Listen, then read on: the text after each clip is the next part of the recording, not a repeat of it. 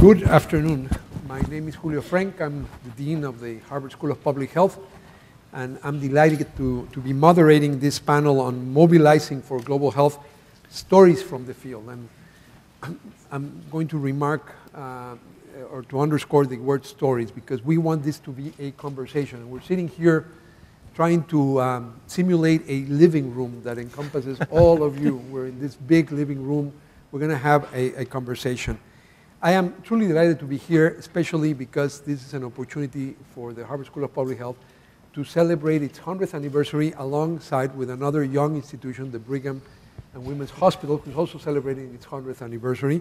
So we're delighted to be joining with them, and of course with our older sibling, the Harvard Medical School, which was founded a few years before us. But it's great to use the theme of global health because it's such a unifying theme to mark this occasion. When we think of global health, there's still a tendency to think about global health referring to other people. And very often when we say global health, we mean foreign health. It's what we do when we're not in the United States. That is not global health, because the last time I looked at a map, the United States is very much part of the globe. Global health is about interdependence. It's about the fact that anything that happens anywhere affects us all. And that's what we want to discuss today. We have a very interesting panel because we have two global health professionals and researchers and two philanthropists who've been supporting their work. And I think this is going to make for an interesting dialogue. So let me quickly introduce, you have in your books more information, so I'm going to be very brief so that we can get directly into our discussion. We have first our two global health professionals and researchers, Robert Riviello, who in addition to being a surgeon at the Brigham is Director of Global Surgery Programs at the Center for Surgery and Public Health at the hospital.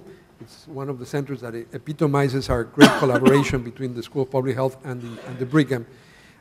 Through his work, he's improving access to quality surgical training, care, and innovations in sub-Saharan Africa.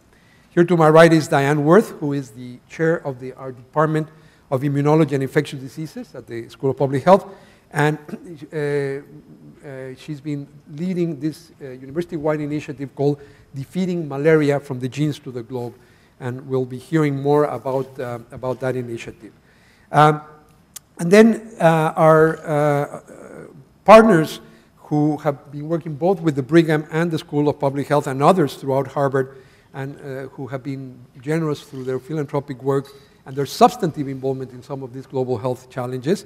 So I'm very pleased to introduce Chris Flowers, who's Chairman and Chief Executive Officers of J.C. Flowers and Company, an investment firm specializing in financial services, and he founded the J.C. Flowers Foundation as a way to direct his personal philanthropy into many of the topics, particularly the topic of malaria that we will be talking with in a moment. And then Daniel Ponton, who owns restaurants and clubs in Colorado, Massachusetts, New York, and Florida. He also is the founder of the Daniel E. Ponton Foundation. Again, the means he has used to channel his philanthropic activity and has been actually supporting, among other activities, the work by Dr. Rebello in Africa. So we're going to hear stories from the field about what Harvard and the Brigham are doing in terms of global health. We especially hope to get a better understanding of the way partnerships between philanthropy and science and the practice of global health in organizations like the Brigham and Harvard University are working together, how those partnerships can help improve the health of people all over the world. I wanted to ask, given the title of our session, to open first with a general question to each of our panelists. I mean, very often when we interact with each other, especially in global health, there is very, very often an episode, an event in one's life, or a series of episodes that motivated one to devote his or her energies and passion and resources to global health. So I want to ask by a little bit more of a personal question. I mean, to tell us how was it that each of you, briefly, if you can share with us how you became inspired, what inspired you to work in global health? Was there a single defining moment, or was there a sequence of events that, that helped you get involved and motivated, inspire you to go into global health? So let me start in no particular order, but just in the order you're sitting with Chris. Chris, tell us what motivated you to get engaged in malaria? Well, Julio, we were interested in faith-based interventions. That was part of the background to our interest in malaria. And it wasn't too hard to figure out that malaria was a disease which was widespread and relatively addressable at a relatively low cost. But the most memorable event for me personally was when I made my first trip to Zambia, probably 10 years ago now. I went out to the end of the road where there was nothing there really except a little village and an Anglican church and a lot of malaria. And two things struck me in that visit. The first one was, I hadn't thought of this, that people didn't know how you got malaria. They didn't know how you got malaria. It never occurred to me they wouldn't know that. And so today, a lot of our effort really is in training and education as much as anything as we work out in the field. And the other thing was that in that short visit to that little village, a kid died that day, and there was a funeral the next day. You know, and from where I come from, if some kid died, it would, you know, it would be quite an event. And this happened all the time. The funeral was right there that day, which sort of brought home in simple to understand terms what we were doing out there. That's very, very interesting and moving. Dyann?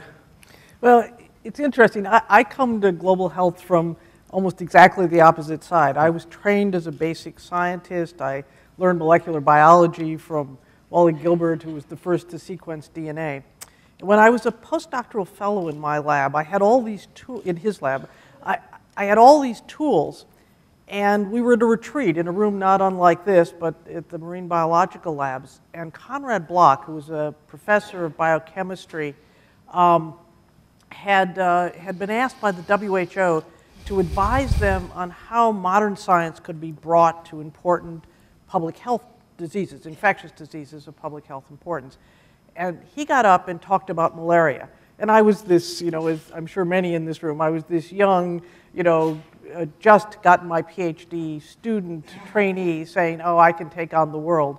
And I heard about this organism and how fascinating it was from the biology, but how important it was to world health. How here was an organism that infects hundreds of millions of people a year. Up until very recently, more than 1 million children die each year of the disease. And yet, the last time there was a drug discovered was around the same time the structure of DNA was discovered, which was a half century ago. And I said to myself in that room, I was sitting in the back row with all the other postdocs going, why do I need to learn about this? I started to edge forward on my seat, and I said, you know, this is what I'm going to do, and I've done it ever since. And the School of Public Health took a chance. I'd never worked in this area, and they hired me to build molecular parasitology. And I think that that led me into global health. So I came entirely from the organism side, and now I realize how applying this knowledge can really make a difference. And it's one of the things that I find really inspiring. Thank you. Robert?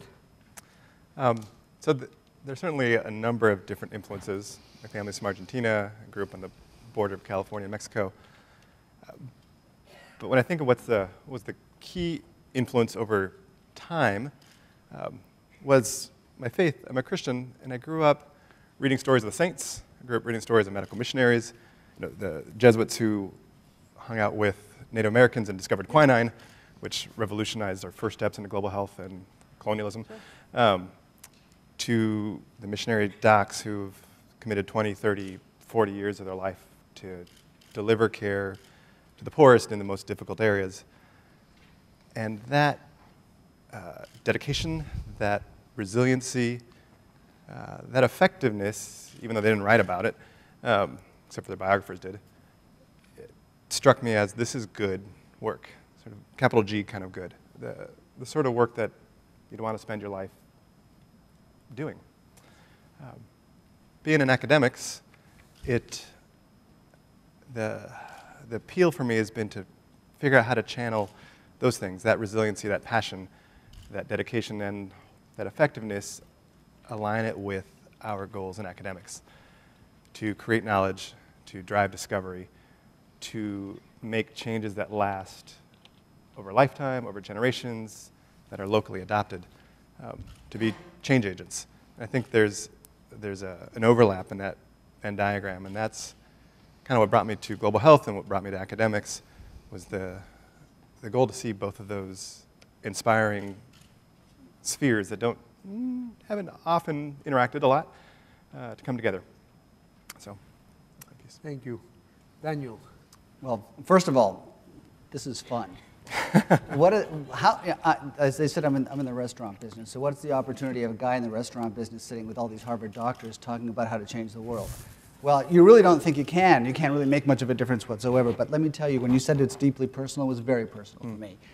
And the motivating factor that made it personal was gratitude. So they used the last conversations about the Tale of Two Cities. Mine was more about the Wizard of Oz. And those of you who are young enough to actually remember seeing the Wizard of Oz, old enough, there's a part in the show when Dorothy lands on the witch, she wakes up and everything's in color. Well, I was sitting in the Brigham, and I'd had 8 horrible years.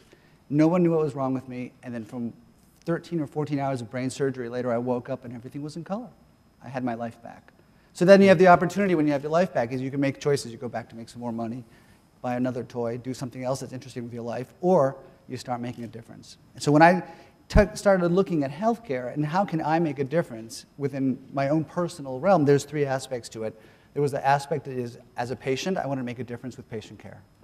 As a research person, you want to fund research that somebody else doesn't have to go through this in the future. And the final part, the cog that really works with today, is the global part. There is a responsibility, if you are an individual, to understand that medicine is not just around the corner, and that making a difference on a global level makes a difference on an individual level locally. So my motivating factor is simply, I'm so bloody grateful to be here. Thank you.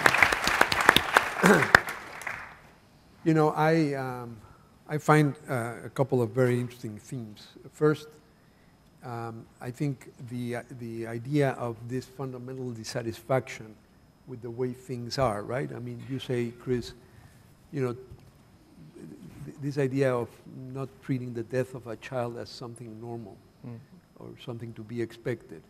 This dissatisfaction with the fact that actually the way life had been going on for millennia in treating deaths as something normal. It's that dissatisfaction, or in the case of Dyann, the idea that there's no breakthroughs and that how that becomes a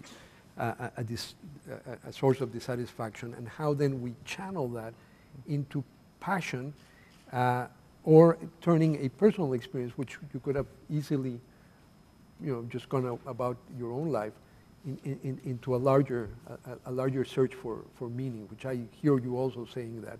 And I think, I'm sure that if we had the chance to do a survey, we would find that there are very often those initial foundational moments of inspiration, whether it's this fundamental dissatisfaction with what the world is, or some sense of giving back, which I think is also a common theme. So thank you. I think, I'm sure it will resonate with many of you.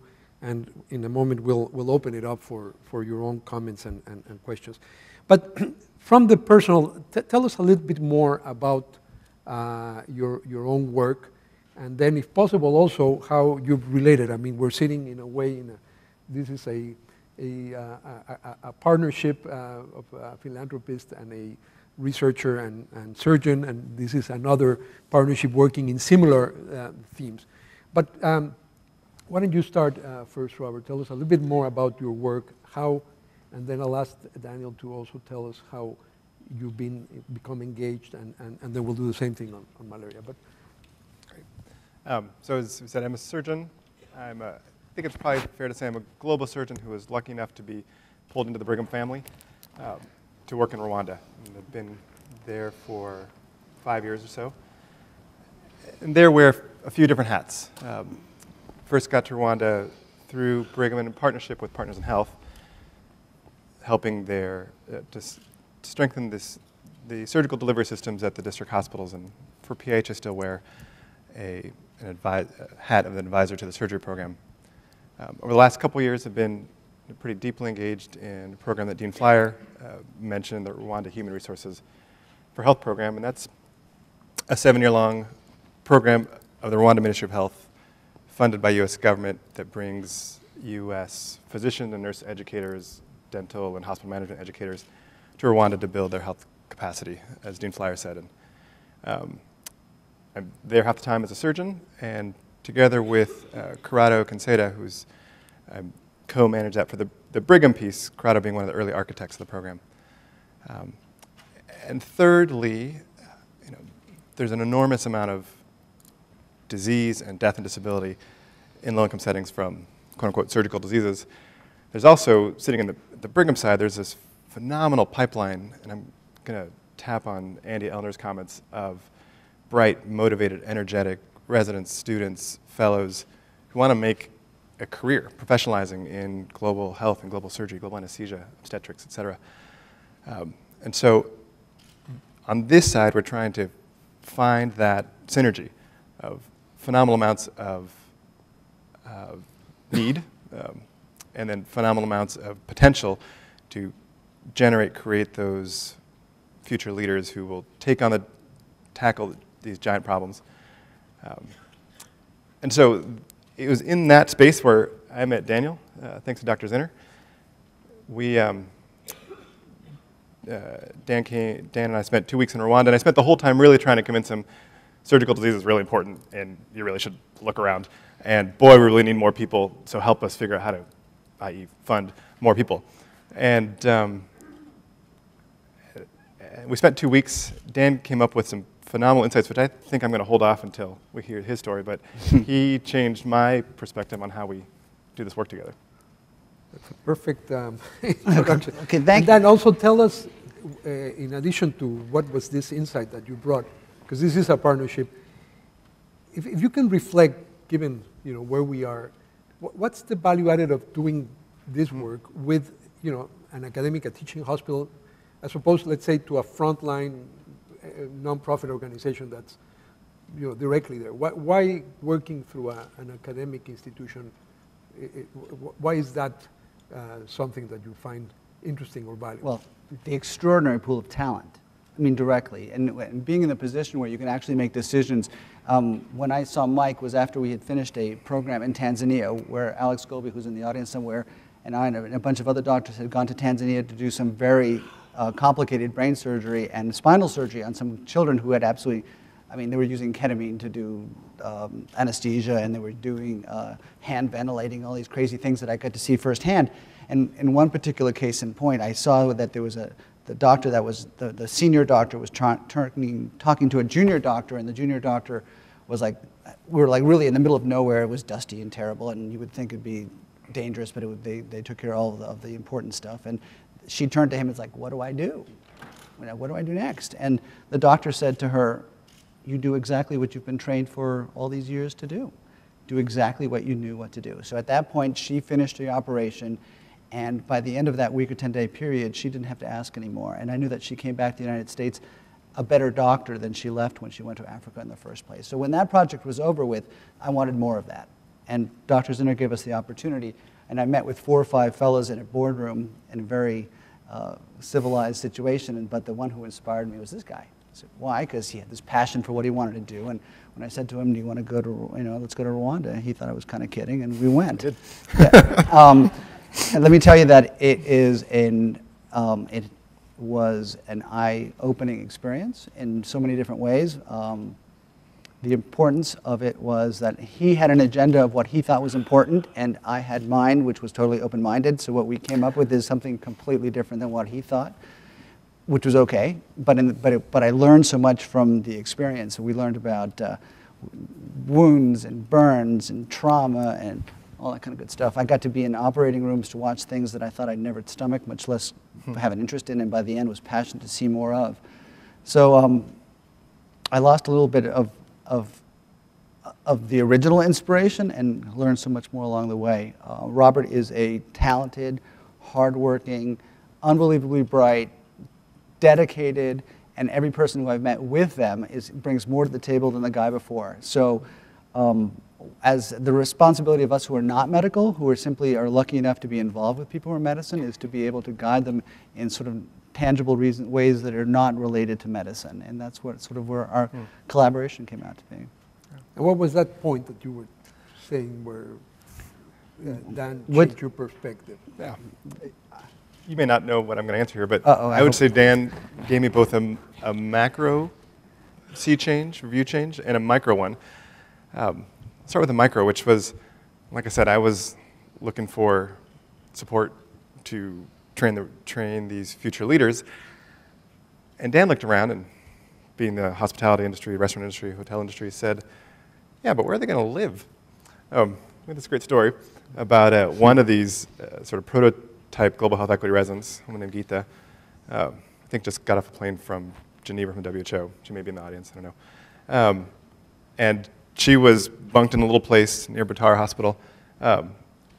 And Dan had now been with us for 12, 14 days. And when we woke up in the morning, Geeta was actually sleeping on the couch right outside of the room we were sharing. Geeta, why were you there? She looked at me and said, well, you know that rat I heard the night before? It jumped in my bed last night. Yeah, and that was just the beginning of the cultural, Paul. Where are you, Paul? There you are. You know Butaro. No, and you know Butaro better than I do. And no disrespect, but it was a lovely setting, but it needed a little hospitality industry influence. Like, you know, it needed a place where you can get a meal that you felt comfortable eating, and bathrooms that worked a little bit more better. And then what other parts were there? You know, you need Wi-Fi, you need a hot shower. They had none of these things. So knowing that these guys would, as much as they really want to be there because they love the cause, the reality is that the environment had become so harsh, especially in an isolated place. In Kigali, you have the ability to find access because it's a major city, but Butaro is a pretty isolated spot, and there was really not much more out there. So what came out of it was I didn't support Robert for what he initially thought was the reason I was going there, but sort of in a hybrid, we built something that was pretty powerful with the help of these two fellows who did the mass hospital for Paul. And that's the other aspect of those of you who aren't doctors in the audience. It doesn't always take a doctor to fix a problem.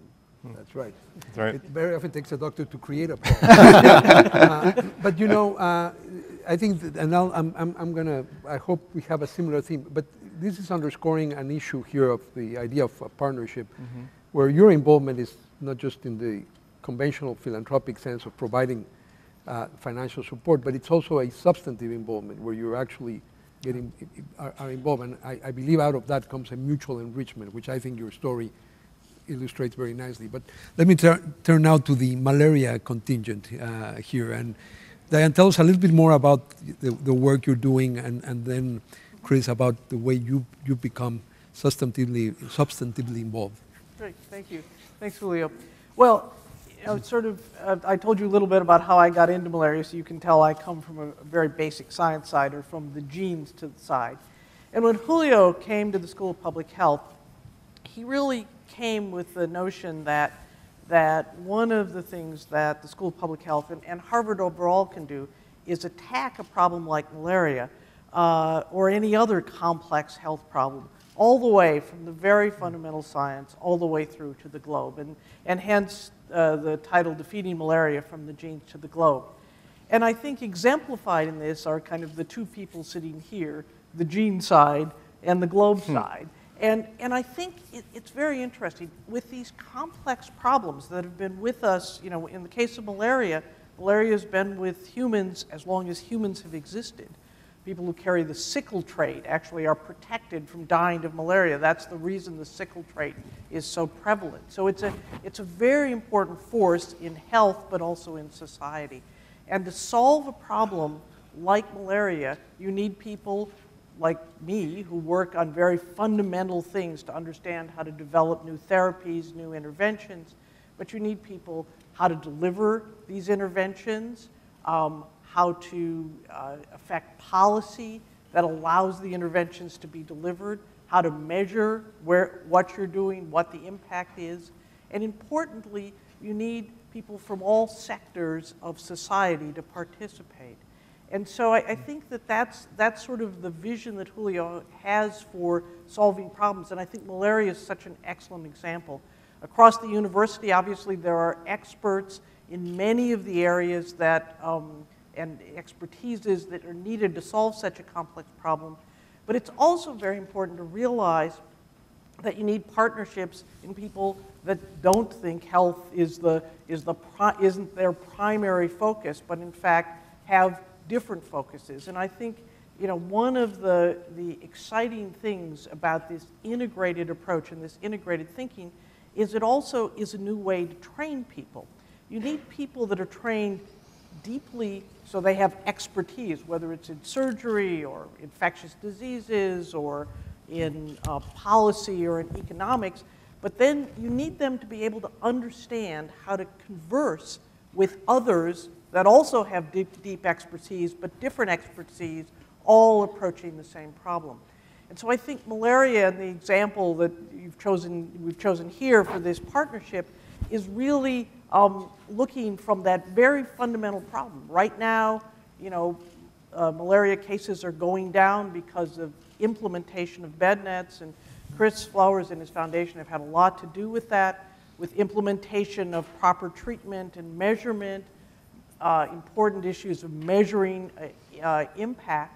So the disease is going down, but of course we hear every day of the emergence of resistance to drugs, resistance to the insecticides to kill the mosquitoes that transmit the disease. So there's the need to sort of always have innovation on the technical side, but also on the implementation side. And so I think one of the exciting things, and one of the things that I find really both inspiring and also, I think, changing in the world is the understanding that we need each other and we need these different approaches if we're really going to have an impact and solve the problem. So, Chris. Chris, your own perspective and involvement. So, to add my remarks from the malaria wing of this panel, as has been said, we're sort of coming at this from the other direction as Dyann, and we hope to meet in the middle and drive in a golden spike someplace. And I will come in a minute to Harvard and the scientific aspect of this, but I'd like to say a word about how our angle on malaria has worked and how it's evolved. We set up a partnership involving the Episcopal Church and the Anglican Church. And the idea was to use that distribution system in Africa, where in a lot of places there really isn't anything except for maybe a church. A lot of these in the old British colonies, of course, and to use that to distribute malaria nets to everybody or anybody who needed them. And we formed a partnership that also included philanthropically minded. Everybody was philanthropically minded, but some had a business angle as well, so we didn't really, and the Star Foundation didn't really, but Exxon and Standard Chartered Bank and Coca-Cola also were our partners. An interesting grouping, I might say, but a very effective one. And really, we were out in the middle of nowhere. That's where we were, where there was like nothing. And we've been distributing malaria nets in 17 countries now for 10 years. Over time, a couple things have changed. One thing that's changed is that in a lot of the countries where we operate, substantial progress has been made. And that's very gratifying. The incidence of malaria has come down a lot. One thing that's also changed is in the beginning we bought a lot of nets. Now, basically, we can oftentimes get them for little or for free from big organizations that are trying to get them out there where we're the implementing partner and we're bringing education, logistics, transportation, the end of the road, et cetera, to get the job done. And a third thing that's changed is it used to be just malaria nets, and now it's also RDTs and treatment. And the points about resistance and narrowing fevers that are being treated, et cetera, and the importance of that, figures into all of this. It is my hope that the day is going to come when the scientists come up with vaccines and treatments which make what we do irrelevant and useless. I look forward to that day. But in the meantime, also, I think we're doing something useful out there, bringing the incidence down and getting nets to hard-to-reach places. And Chris, you spent a substantial amount of your energy on malaria control, but you've now shifted your focus to elimination. And tell us why that shift, and what do you think it will take to actually achieve elimination? Well, it's been exciting that in a lot of places where we work, the incidence really has come down a lot. It's amazing. Yeah. It really has come down a lot, and so now it's thrilling to think that we have an opportunity maybe to eliminate it, ultimately, hopefully everywhere, but certainly in the southern part of Africa, and that's been a result of the success so far. And it's just an obvious next step to take this right down to the finish line. And I'm very hopeful that here we are sitting right here today. There's a lot of energy and enthusiasm behind getting that job done. That's great. I'm going to now invite comments, and well, some of you decide to come to either of the microphones.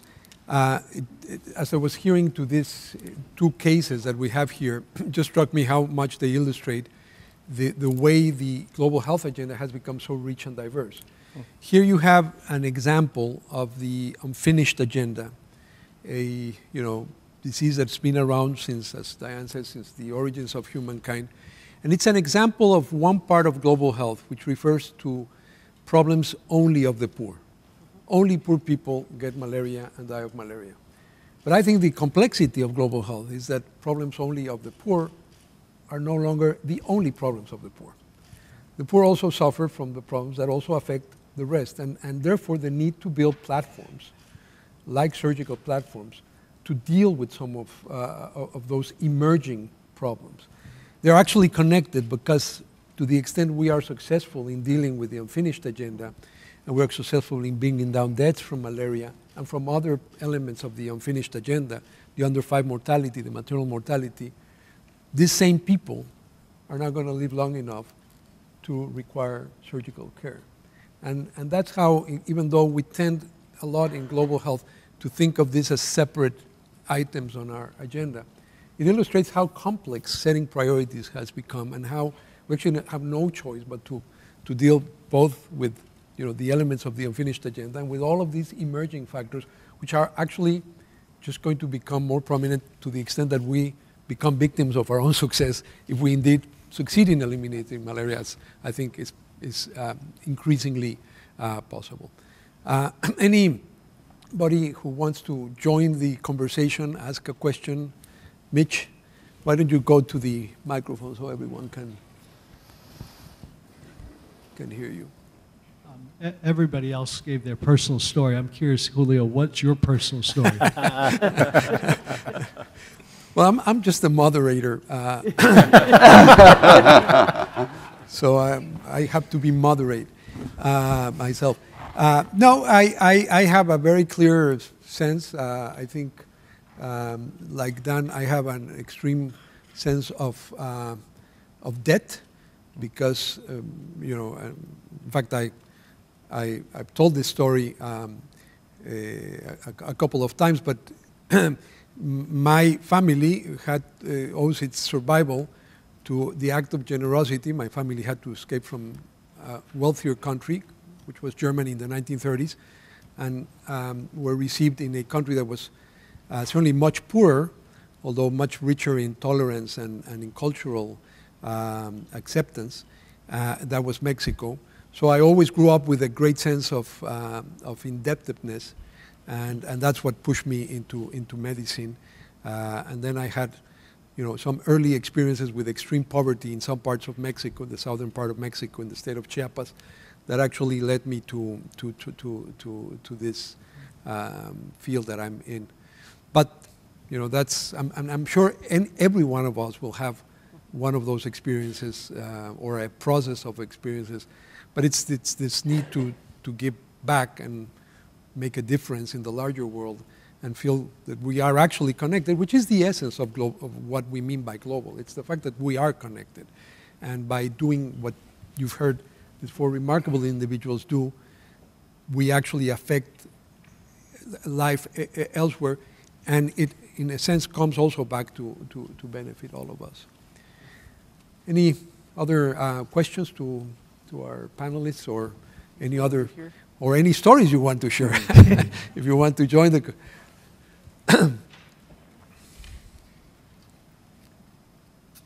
Hi, Hi, thank you so much. I'm Leslie Vancil. I'm a primary care physician at Mass General, and for the last 4 years have been very involved in a young partner project of Partners in Health called Last Mile Health, and we're focused in rural Liberia. And I've been working a lot with many young people, and I've been overwhelmed with the enthusiasm of young students and residents of doing global health. And so in keeping with the title of this, of making global health happen, I'd like to hear your thoughts about how it really can continue to happen. So this promise of global health and this enthusiasm on the part of young people. And then even in the 4 or 5 years I've been working in this arena, where people are finishing up their time in Liberia and they're coming back and they can't really make a living doing global health. Is the answer the philanthropy that's going to fund these positions, or are there more clever ideas, again, using the term thinking outside the box, of how we can really make this an enduring career for people? Thank you. Great question. Who wants to tackle it? I'll start with a little bit. Inspired leadership. That's where it starts for me. I thought, when you come in as a person, I don't like the term philanthropy. As a philanthropist, is somebody who's involved.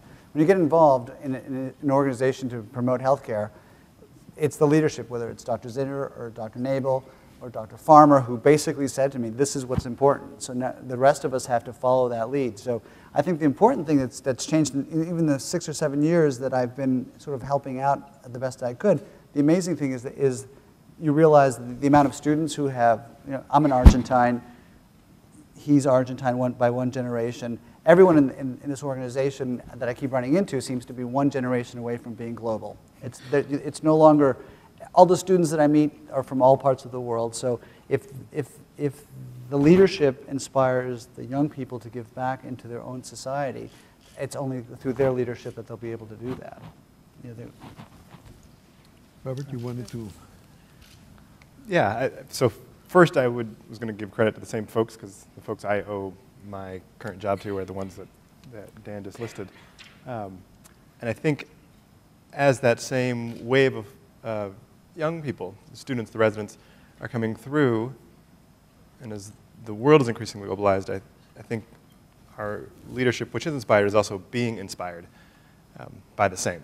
And as they come, as the young folks come up and see new opportunities, they also have the chance to convey a message to hospital leadership, university leadership, academic medical center leadership of what the opportunity is for the institution.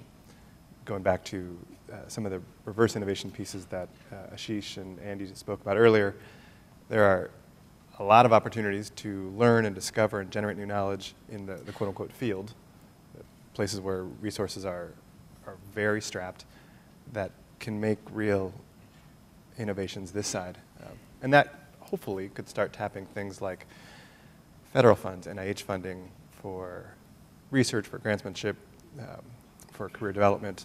So I think there are opportunities, and there are going to be increasing needs to find opportunities to create new pathways. Any further?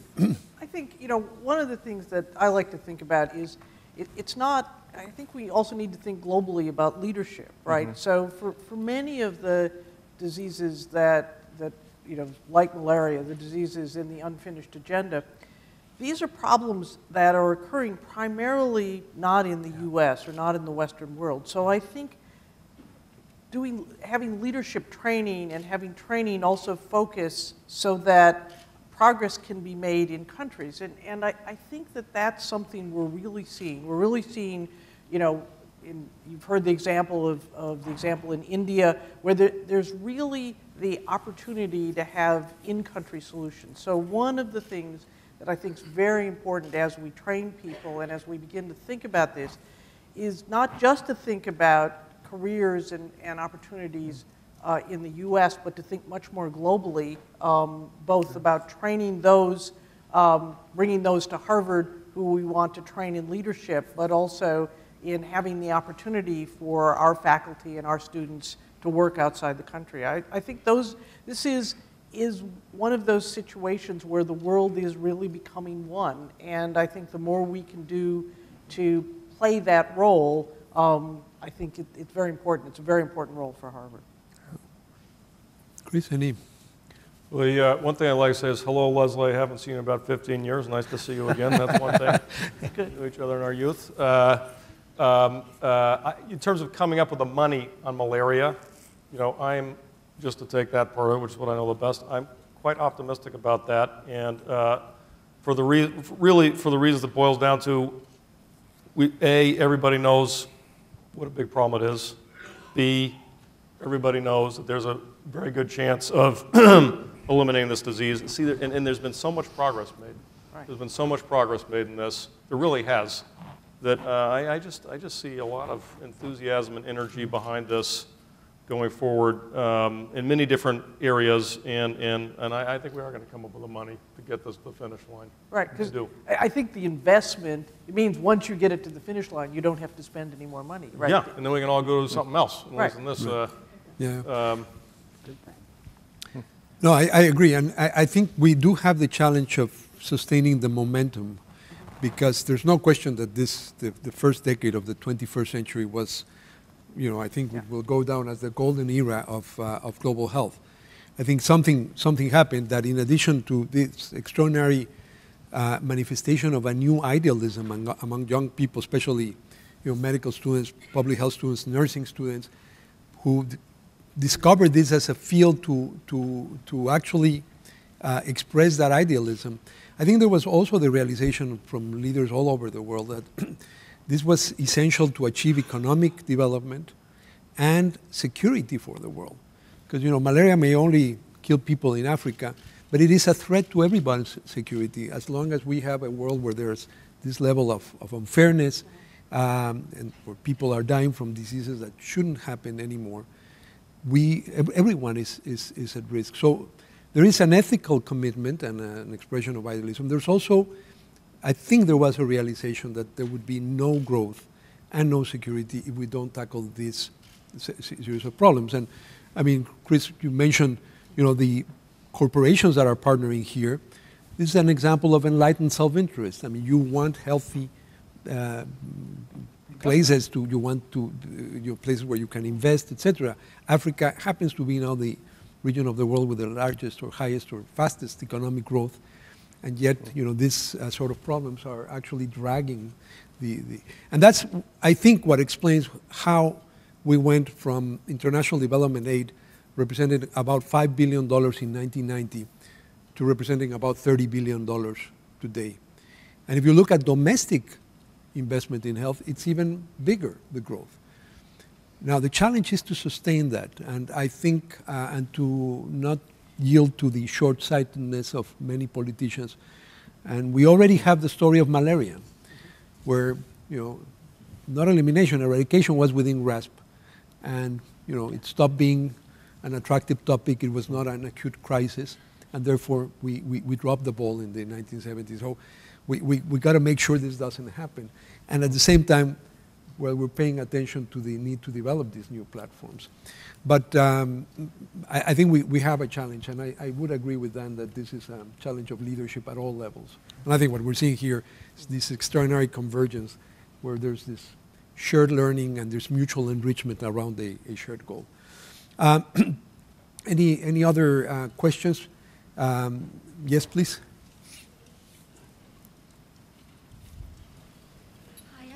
And I'm working in the eastern region of Ghana in a very remote area. And I just wondered if you can, I don't know if you have any strategies regarding how to get people to use the mosquito nets.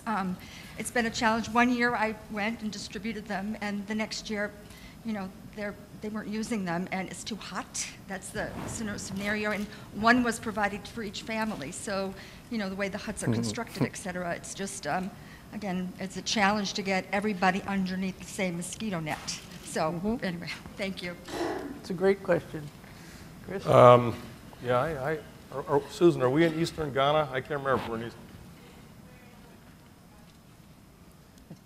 But the system that we've used is one of, first of all, training volunteers, community volunteers, and then having those community volunteers who are obviously part of the community, both going out into the community and helping to deploy the bed nets correctly and in adequate numbers, and then going back often to follow up on that and to seek to make sure that they continue to be used correctly. And then as time goes by, when they wear out, replace them so that you keep the thing going, which obviously you need to do. You have to keep it going. But basically, it's been a system of volunteer training, community volunteers, making sure it's working right within the community. I don't know if that's different from where you are, and if that, you don't have that there, because what certainly does not work is just to leave them in the middle of the square and think that's going to work. That doesn't work. You need to get out there and show people how to do it and to show them that it's useful. Right, exactly. I think you raised a very important point, though. This is, especially as transmission goes down, the sort of association with protection from malaria and the net get lost, right? So I think this idea of behavioral change. That's one of the points is the net works. If you sleep under the net, you put your children under the net, there'll be less malaria. You'll have less deaths due to malaria. But making a behavioral change in the society, even with this knowledge, is really hard. And it's an area, I think, where there's still lots of opportunity for research, and there's lots of opportunity for sort of trying different ideas. And that's, I think, something that this combination of experience in the real world and implementation, and then going back and asking, are there better ways? The idea of maybe making nets have soccer stars on them, or things that are outside of the normal biomedical thought.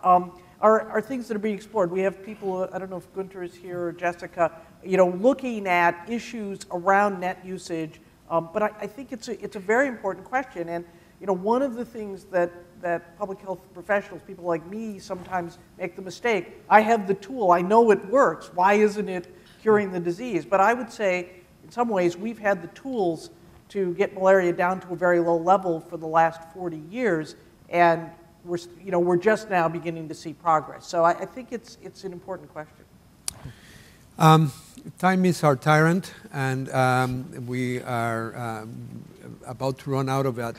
So I just want to thank our panelists, because I think what we've seen today is an example of what I started saying is the essence of global health, which is the capacity to interconnect. Here we have people from very different walks of life connecting around a shared goal. You've heard part of the unfinished agenda, part of the building of new platforms for the emerging problems, the surgical conditions that require care. You see people from the world of business and the world of science and medicine all connecting in different agendas, but all with the same sort of passion. You've heard the need for interdisciplinary connections and around tackling of a problem. I think this is what is exactly the definition of global health. And this is why global health brings so many people together, because it is all about being connected. So on that note, please join me in thanking our fantastic panelists and all of you for your participation. Thank you. It was very fun. Nice to see you, Dyann. It was fun chatting with you. That was enjoyable. We didn't get ourselves in too much trouble. Muchas gracias a ti.